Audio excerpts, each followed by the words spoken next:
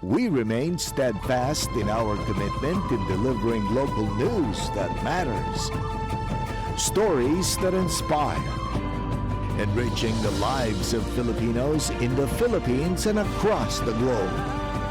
This is your GMA Regional TV.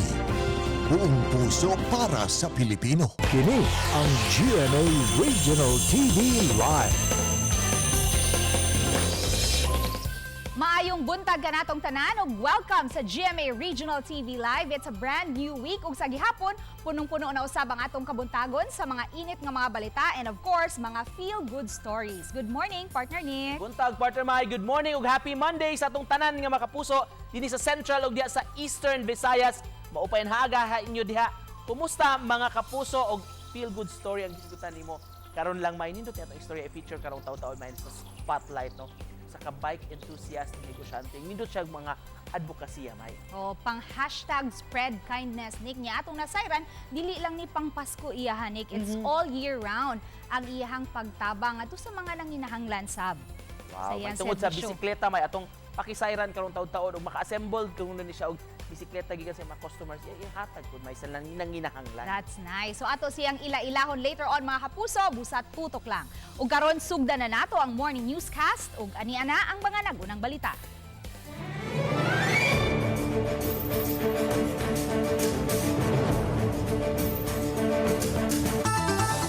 Mga sakop sa Talisay City Comelec uban ang makawani sa Talisay City Bureau of Fire Protection ug Talisay City Police mihimo sa Oplan Baklas. Ilang gilibot ang pipila ka mga dapit nga sudlunon sa dakbayan. Matud sa Talisay City Comelec nga nagsunod man ang mga kandidato sa gidakon sa ilang campaign materials. Apan sagad sa mga campaign materials gibutang sa mga punuan sa kahoy ug sa poste sa kuryente ug suga ang dapit nga mga gidili o hinungdan nga gitangtang kini. Samtang mipatuman usab sa simultaneous Oplan Baklas ang mga kawani sa Comelec sa Dumaguete City, Negros Oriental. Kini humanakita nga daghan sa mga poster sa mga kandidato ang wala sa mga common poster areas. Magsilbi kining warning sa mga kandidato sa pagsunod sa lagda. Sa balaod, lakip sa gidili ang pagbutang og mga campaign materials sa mga eskwelahan, waiting shed, sidewalk, traffic signs, tulay, barangay hall, health center ug uban pang public building. Alang sa nagsingabot nga kalagkalag nangandam na ang taga-LTO ug LTFRB 7 kundi mihimo sila og random inspection sa mga sakyanang pampasahiroan. Ani ang report. Subling i-activate sa Land Transportation Office ug Land Transportation Franchising and Regulatory Board ang Oplan Kalagkalag alang sa nagsingabot nga Todos Los Santos ug adlaw sa mga minatay. Parte niini ang pagpahigayon og inspection sa mga sakyanang di pasahiroan pagsiguro nga roadworthy kini. Ensure the compliance of traffic rules para road safety paghapon.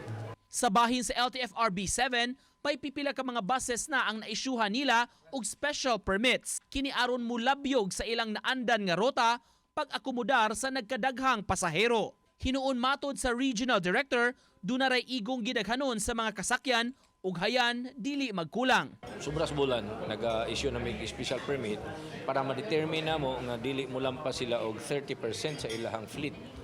Dili man ta pwede mo kuan nga mo lampasan na. Uban ni Marlon Melgazo, Nico Sereno, GMA Regional TV Live.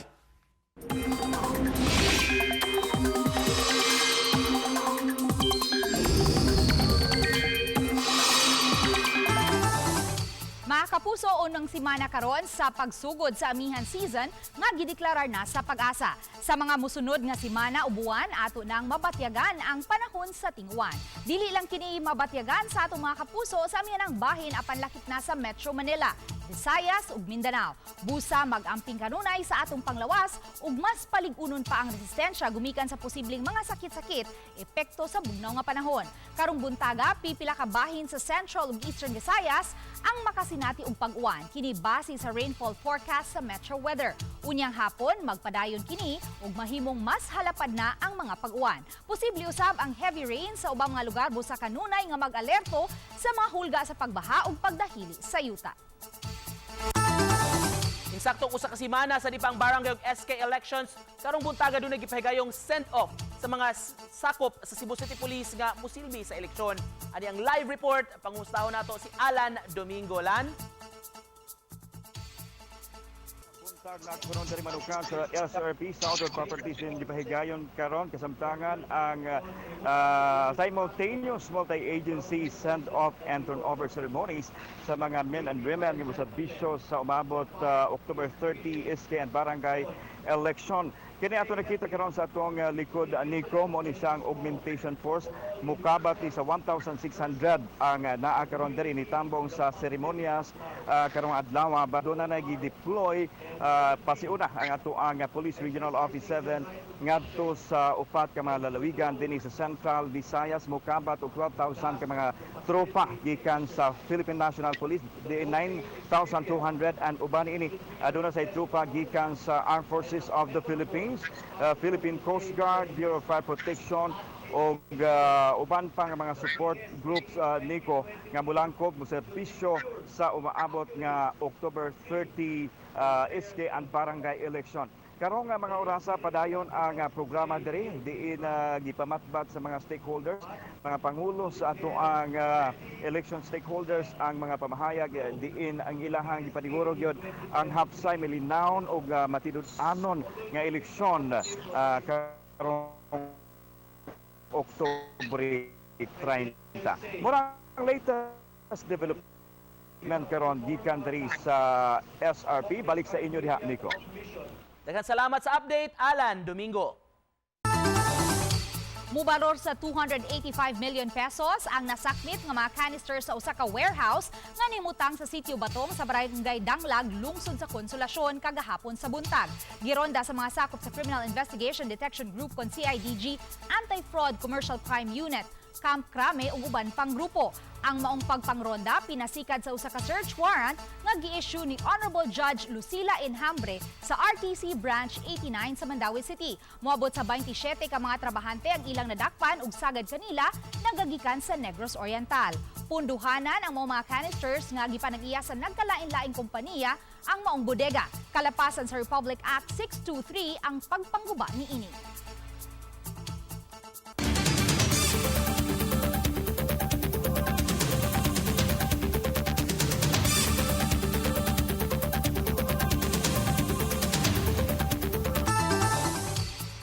Mga samang sa dakbayan sa Talisay nag-andam na alang sa tinuig nga paghandom sa adlaw sa mga santos ug sa mga minatay. Ani ang report ni Femari Dumabok. Dinhi sa Kansuhong Public Cemetery, busy kini mga kalalakinan sa pagsusi sa mga electric wires. Mato di Christopher Cabanis, napo katuig ng tigtaod og linya sa kuryente sa samang. Di sa ni madadali gud. Mo na amo jud sayo nog sayo. Kaya siguro sa linya mga linya po. Siguro jud nga way makuan ba. May mga palya, mga buto. Mo na among isayog linya-linya diri. Dinhi sa samang sa Barangay Tangke o ang St. Joseph Parish Cemetery.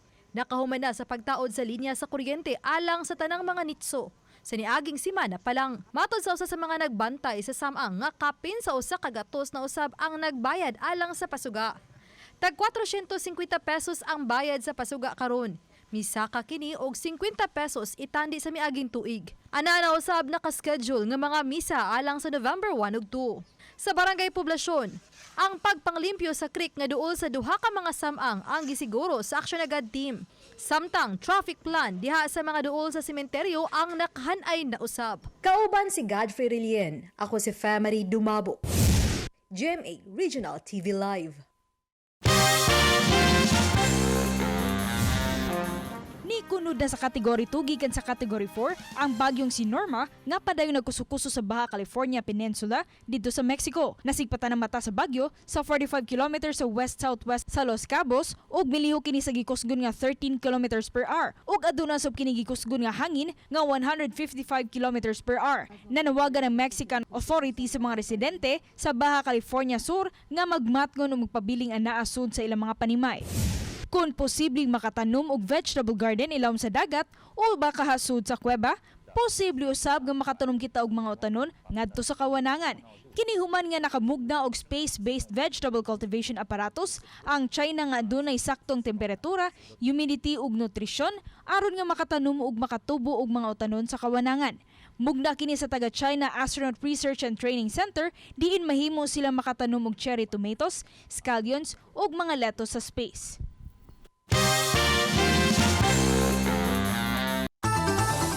Anak TV ug GMA Network nagkahiusa sa pagpalanog sa kamahinungdanon sa media literacy ug ang paggiya sa mga bata sa ilang mga ginikanan sa paggamit sa social media ug mga talan-awon sa telebisyon. Ang report ni Femari Dumabo.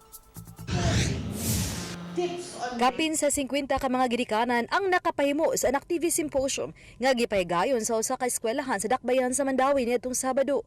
Nangulo niini ang presidente mismo sa Anak TV, Elvira Yapgo. Diin ang Vice President sa GMA Corporate Affairs and Communications, Angela Javier Cruz, ang resource speaker.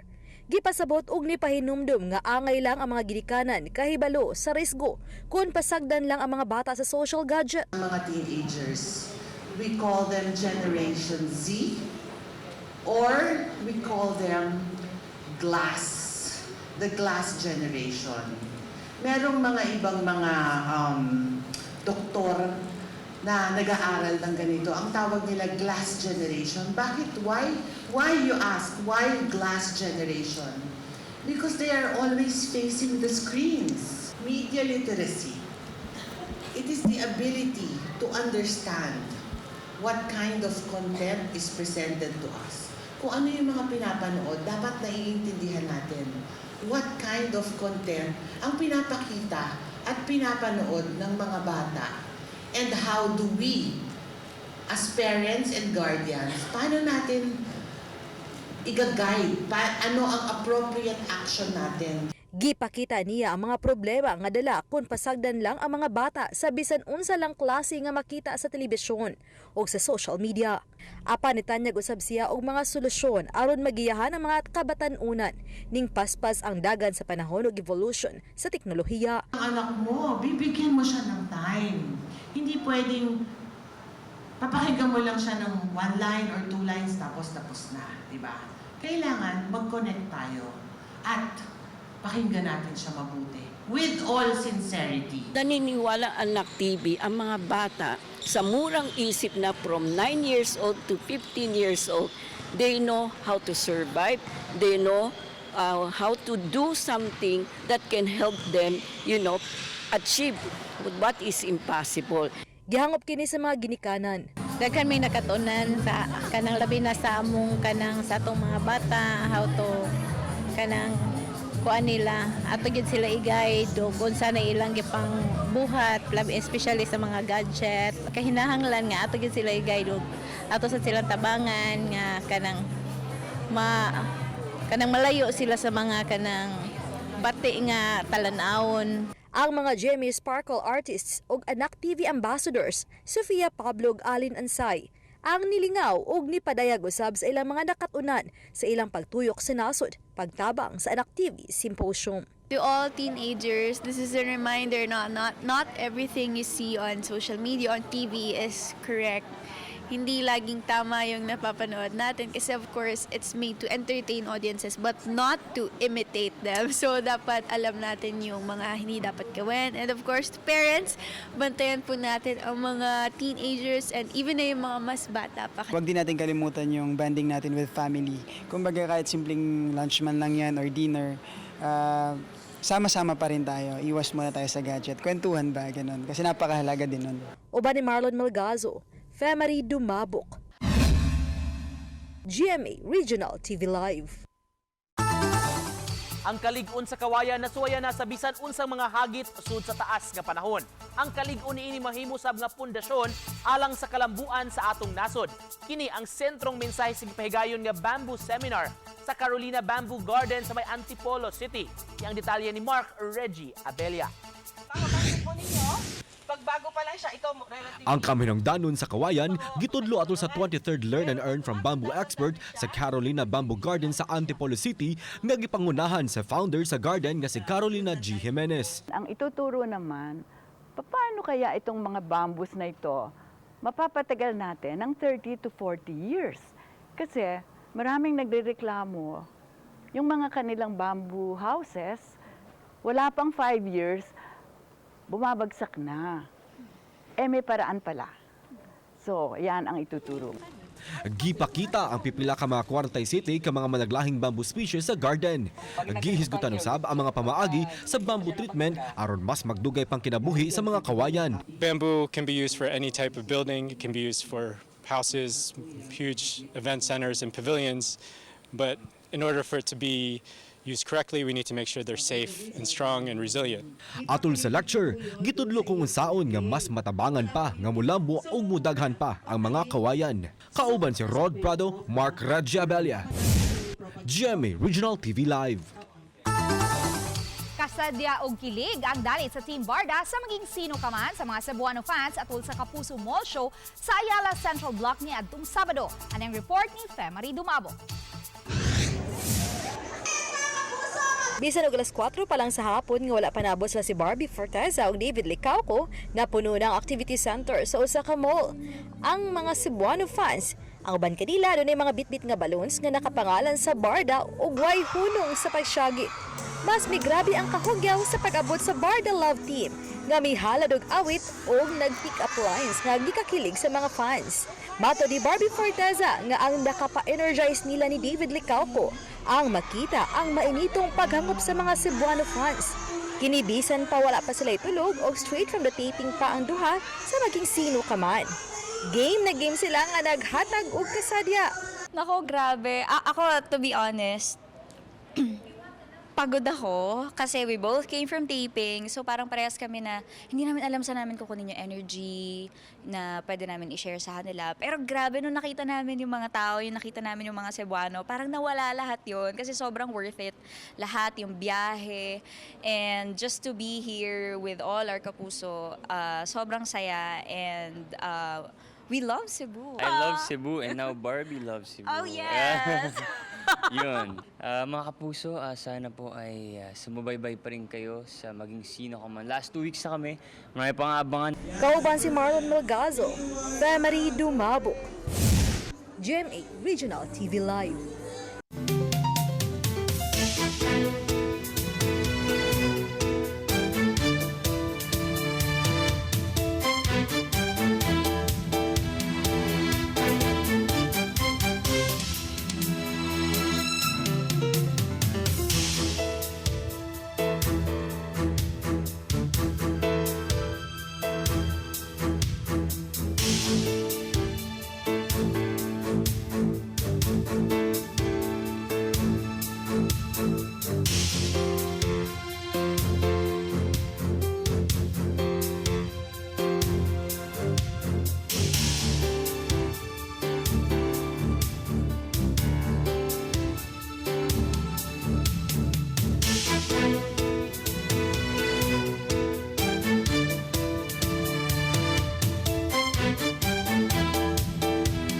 Kini ang GMA Regional TV Live.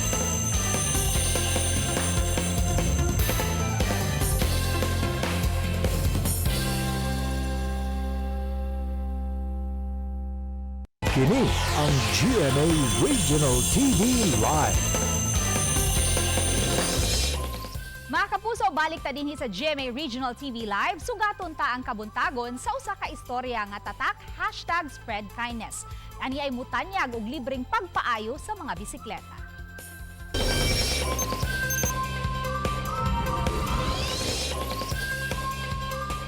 Nahimong taytayan ang atong programa GMA Regional TV Live aron matuman ang yanong pangandoy sa usa ka tinun-an kinsa na feature na nato gumikan sa makadasi nga istorya sa pagpaningkamot. Siya si Welso Kilo Culiao kinsa magbaktas og 8 ka kilometro paingon sa eskwelahan aron lang makabot ang pangandoy nga mamahimong usa ka pulis sa umaabot.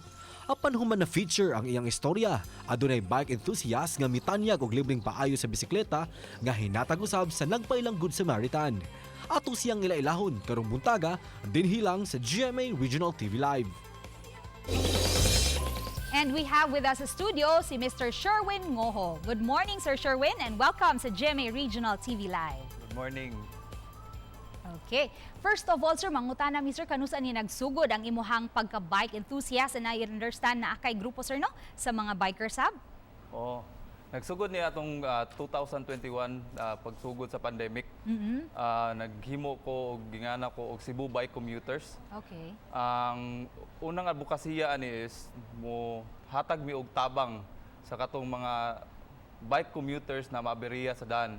Okay. Kay katong mong panahon na sa pandemic, sarado tanan bike shop, sarado ang mga vulcanizing.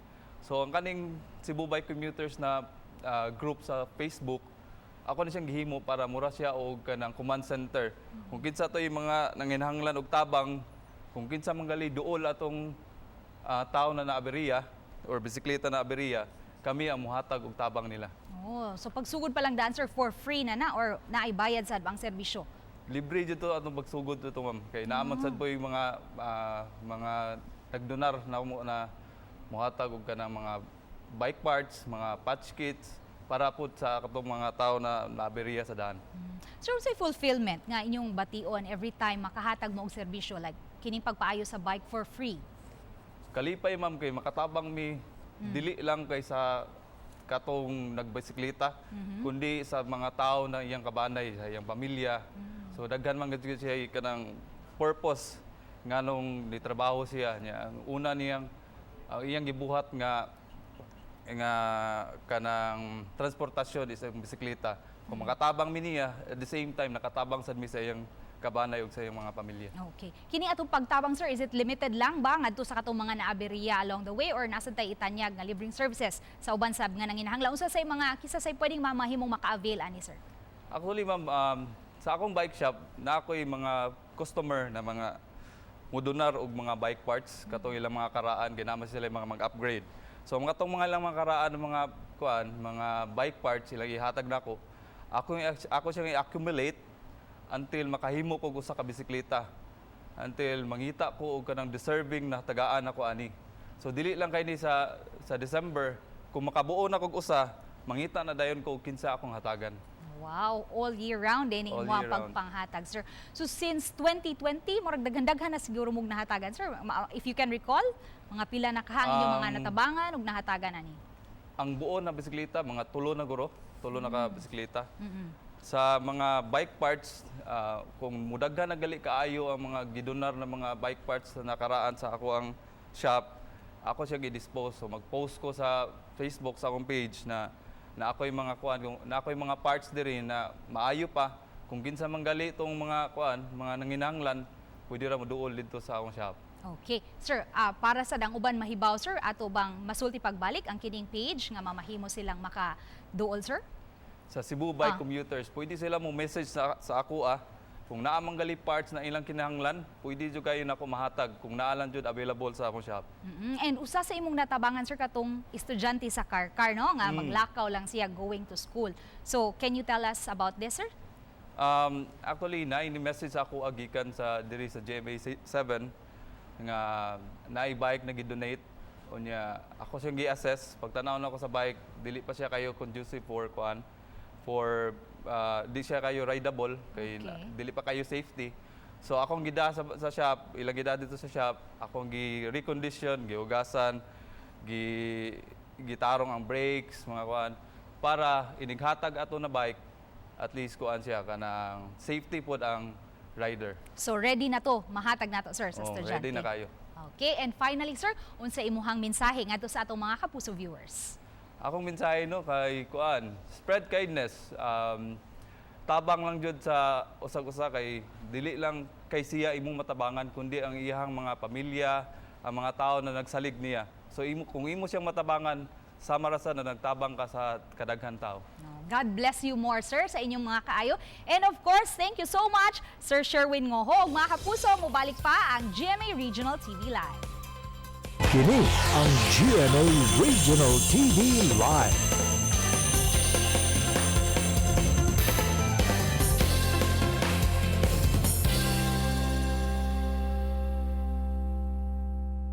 Kini ang GMA Regional TV Live.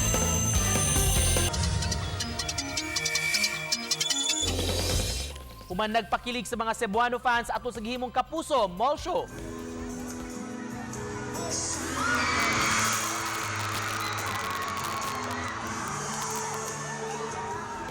Dininasab sila sa studio sa GMA Regional TV Live magdala og good vibes. Ang maging sino ka man lead stars, kapuso primetime princess Barbie Forteza ug pambansang Ginoo David Licauco. Game na game kaayo nga mutubag sa atong mga pangutana. Ug sa nahabiling duha ka semana, partner Nick, sa maging sino ka man, unsa pa kaha ang mga angay atangan sa atong mga kapuso. Kanauguban pa atong masayran og mga adlaw sa alas 8 sa buntag pagkahuman sa unang hirit.